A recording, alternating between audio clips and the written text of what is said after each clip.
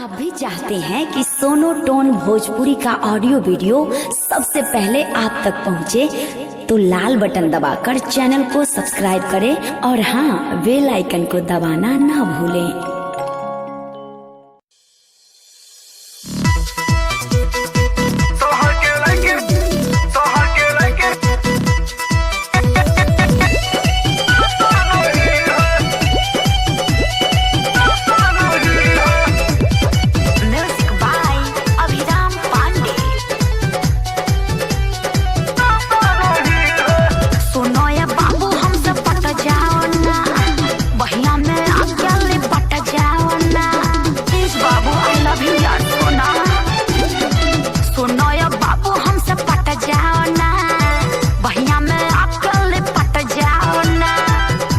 न खालू समोसा नहीं है, झट से न खालू समोसा नहीं है। अरे सुन रे पगली, अरे क्या प्रॉब्लम है बाबा?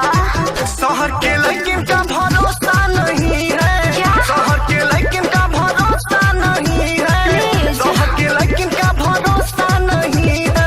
लड़कियों के चक्कर में तो मैं कभी ना पड़ता हूँ, होती है ये बड़ी चालू, मैं तो इनसे डरता हूँ, मैं तो इनसे डरता हूँ।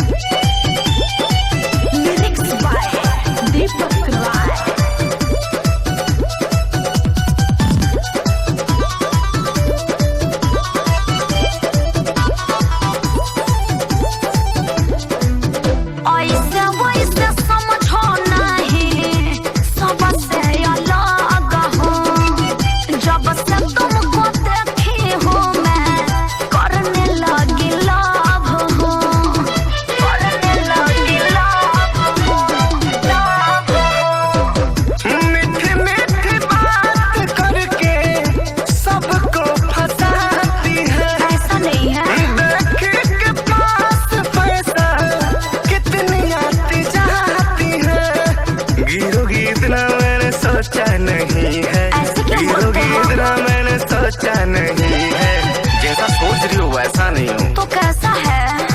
शहर के लड़किन का भरोसा नहीं है, शहर के लड़किन का भरोसा नहीं है, शहर के लड़किन का ऐसे मत सोचो, भरोसा नहीं है।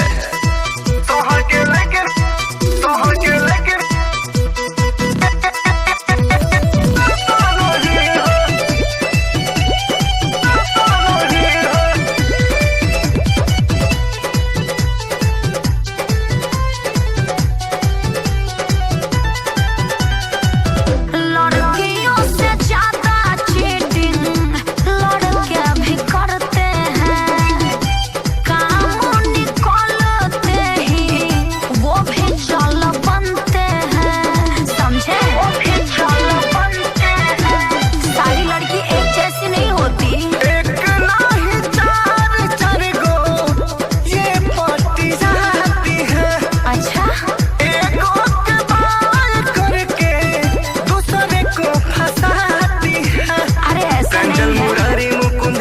नहीं है, दीपक राय सुनो वैसा नहीं है, जैसा सोच रही हूँ वैसा नहीं हूँ बेटा, ठीक है।